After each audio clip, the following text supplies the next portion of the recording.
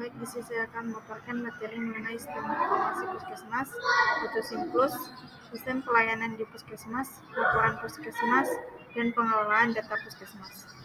Sebelum itu, perkenalkan, nama saya Sinidora Kubo dengan 10-20-24-601. Sistem informasi puskesmas atau SIMPUS.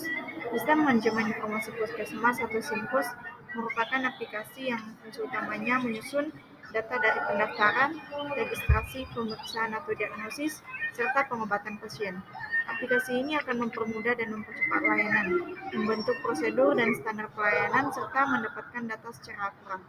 Sistem Informasi Manajemen Puskesmas atau SIMPUS adalah sebuah aplikasi yang memberikan pelayanan mulai dari input atau masukan seperti registrasi pasien, pelayanan medis yang terdiri dari perekaman medis pasien, sampai peresepan obat.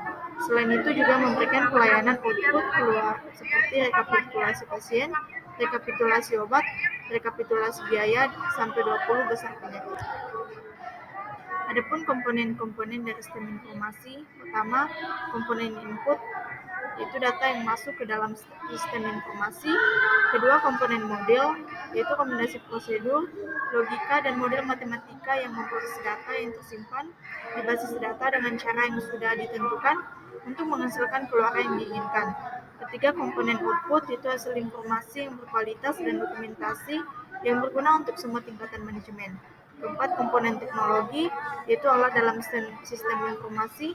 Teknologi digunakan dalam menerima input, menjalankan model, menyimpan dan mengakses data, dan menghasilkan serta mengirimkan output dan memantau pengendalian sistem. Kelima, komponen basis data, yaitu kumpulan data yang saling berhubungan yang tersimpan di dalam komputer dengan menggunakan software database. Keenam, komponen kontrol, yaitu komponen yang mengendalikan gangguan terhadap sistem informasi. Sistem pelayanan di rumah sakit. Menurut Delvey dan Lomba, dalam Acuar 1996, pelayanan kesehatan adalah setiap upaya yang diselenggarakan sendiri atau bersama-sama dalam suatu organisasi untuk memelihara dan meningkatkan kesehatan, mencegah dan menyembuhkan penyakit, serta memulihkan kesehatan perorangan, keluarga, kelompok ataupun masyarakat. Upaya pelayanan kesehatan tersebut dibagi menjadi preventif, promotif, kuratif, dan rehabilitatif.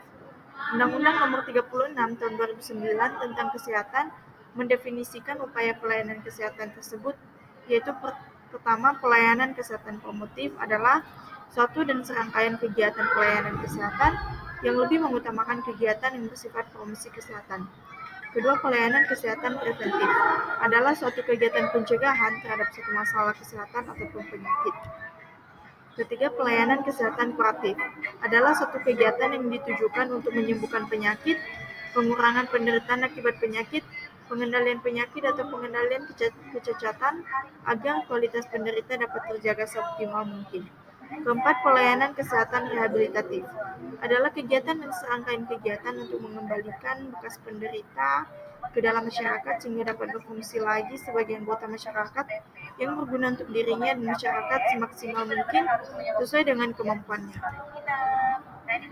Nah, berdasarkan pedoman kerja puskesmas, pelayanan kesehatan yang diberikan puskesmas ialah pelayanan kesehatan yang meliputi pelayanan kuratif atau pengobatan, preventif yaitu upaya pencegahan, promotif peningkatan kesehatan, rehabilitatif itu pemulihan kesehatan.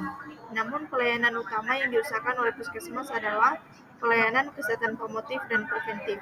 Di dalam menjalankan pelayanan tersebut, puskesmas memiliki 18 tugas pokok, yaitu pertama, upaya kesehatan ibu dan anak.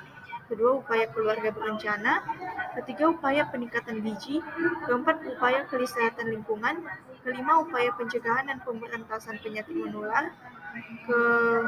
Selanjutnya, supaya pengobatan termasuk pelayanan darurat kecelakaan. Berikutnya itu upaya penyuluhan kesehatan masyarakat.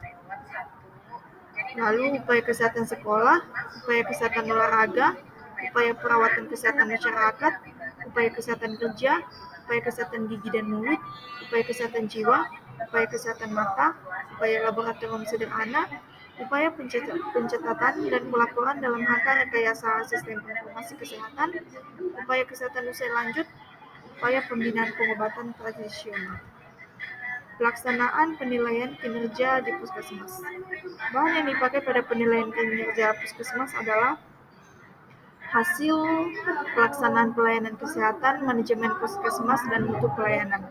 Sedangkan dalam pelaksanaannya mulai dari pengumpulan data, pengolahan data, analisis hasil atau masalah, sampai dengan penyusunan laporan berpedoman pada buku pedoman penilaian kinerja Puskesmas dari Direktorat Jenderal Bina Kesehatan Masyarakat Departemen Kesehatan RI tahun 2006. Teknis pelaksanaan penilaian kinerja yaitu pertama pengumpulan data, pengolahan data, tata cara perhitungan, dan rekapitulasi serta interpretasi data. Pengelolaan data puskesmas. Proses pengolahan data terdiri dari 3 tahap dasar yang disebut dengan siklus pengolahan data atau data processing cycle, yaitu input, processing, dan output.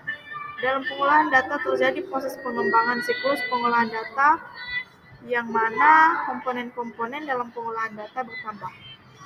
Nah, Simpus merupakan software yang digunakan untuk mengelola kegiatan dalam puskesmas seperti pendaftaran pasien, obat, diagnosis pasien, hingga merekap laporan data.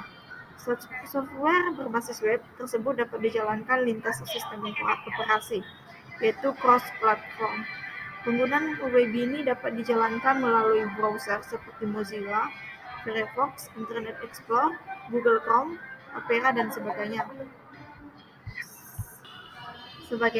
Simpus dibuat menggunakan bahasa pemrograman PHP dan menggunakan database MySQL. Evaluasi implementasi Simpus dan rencana perbaikan sistem informasi puskesmas. Bagian pertama, asesmen kondisi existing. Yang pertama itu problematika implementasi Simpus.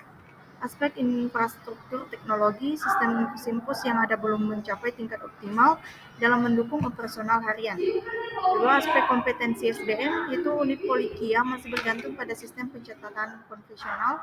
Ketiga, aspek tata kelola dan regulasi internal, yang absennya standar operating prosedur atau SOP yang komprehensif dalam koordinasi lintas unit untuk pendaftaran poli maupun farmasi. Komprehensif dalam koordinasi lintas unit. Bagian kedua itu mapping data yang esensial untuk Simpus. Pertama, taksonomi data per unit pelayanan.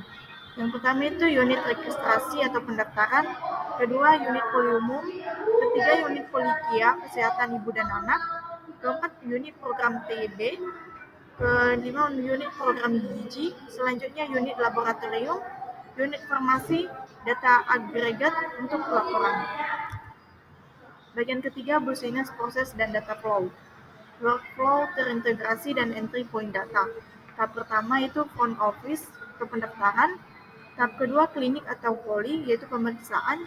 Tahap ketiga penunjang medis atau jika diperlukan. Tahap keempat farmasi atau dispensing. Tahap kelima quality control, yaitu validasi data. Tahap keenam reporting dan analytics.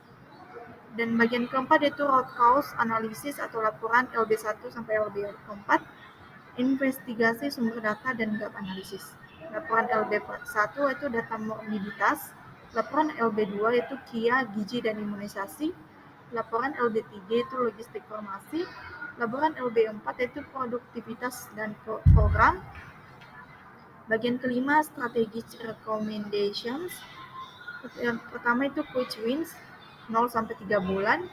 Pertama, intervensi teknis, yaitu aktivasi fitur duplicate, detection berdasarkan NIC untuk mencegah data ganda. Kedua, intervensi SDM, yaitu keras program training Simpus khusus untuk polikia atau transisi dari paper-based. Ketiga, intervensi prosedural atau waiting dan sosialisasi SOP komprehensif untuk data entry workflow. Ketiga itu medium term solutions 3-6 bulan. Pertama, sistem enhancement, yaitu integrasi modul mobile untuk data entry kegiatan lapangan, yaitu posyandu atau puskeslink. Kedua, capacity building, yaitu structured training program dengan sertifikasi untuk semua user Simpus. Selanjutnya governance, yaitu performance appraisal yang input metrik kepatuhan input data. Ketiga ada long term transformation 6-12 bulan. Pertama itu digital transformation, evaluasi upgrade atau replacement Simpus dengan sistem yang lebih robust. Kedua, cultural change, yaitu regular town hall untuk share insights dari data kepada seluruh staff. Bagian keenam, monitoring dan evaluation framework.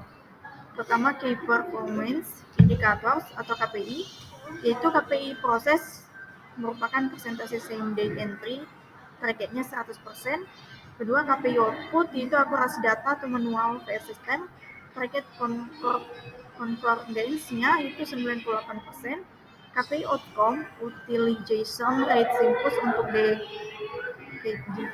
decision making, target 80% keputusan manajerial berbasis data.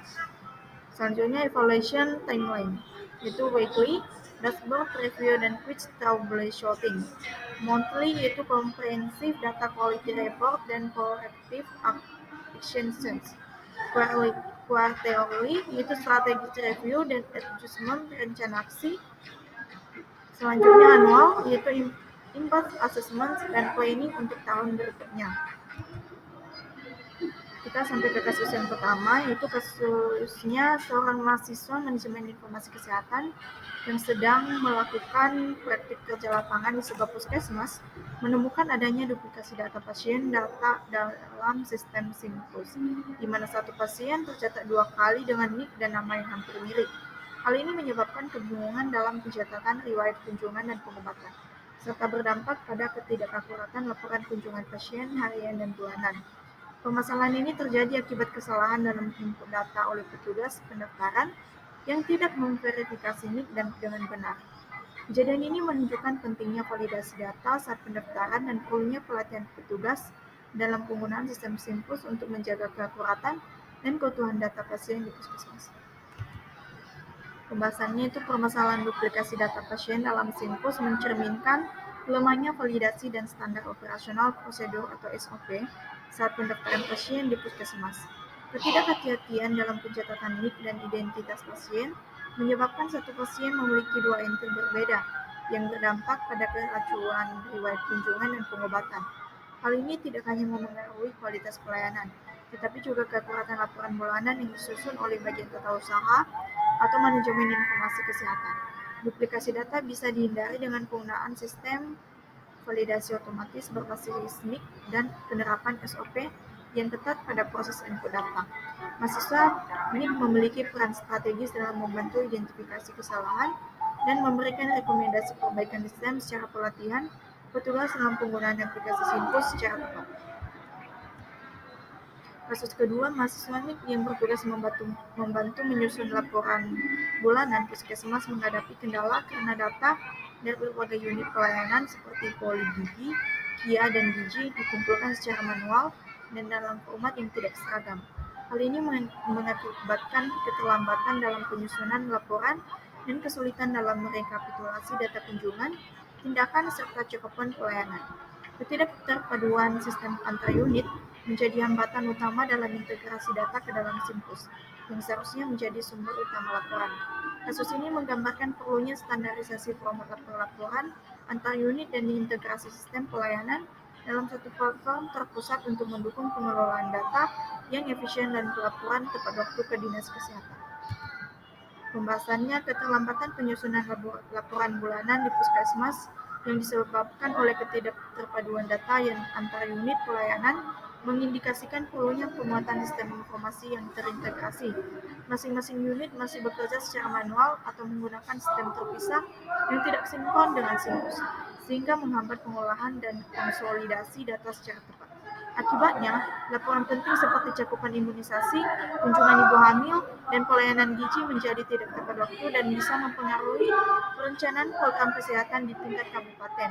Mahasiswa MIG di sini berperan sebagai penghubung yang dapat mengidentifikasi celah sistem dan mendorong pengembangan prosedur pelaporan yang seragam dan digital. Dengan penerapan integrasi sistem antar unit dan pelatihan rutin, pengelolaan informasi puskesmas akan menjadi lebih efisien dan akurat. Kasus ketiga itu dalam praktiknya, di puskesmas seorang mahasiswa MIG menemukan bahwa rekam medis elektronik pasien dalam Simpus hanya mencakup data kunjungan terbaru, sedangkan riwayat pengobatan sebelumnya masih tersimpan dalam berkas manual yang belum diimigrasikan ke dalam sistem digital. Ketidaklengkapan data ini menyulitkan petugas kesehatan dalam menelusuri riwayat penyakit pasien, terutama untuk kasus kronis seperti hipertensi atau diabetes, sehingga berpotensi mengganggu pengambilan keputusan medis.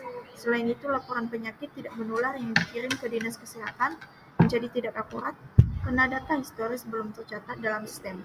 Kasus ini menegaskan pentingnya migrasi data rekam medis manual ke dalam sistem SIMPUS secara bertahap dan sistematis agar pengelolaan data kesehatan menjadi lebih komprehensif dan terintegrasi.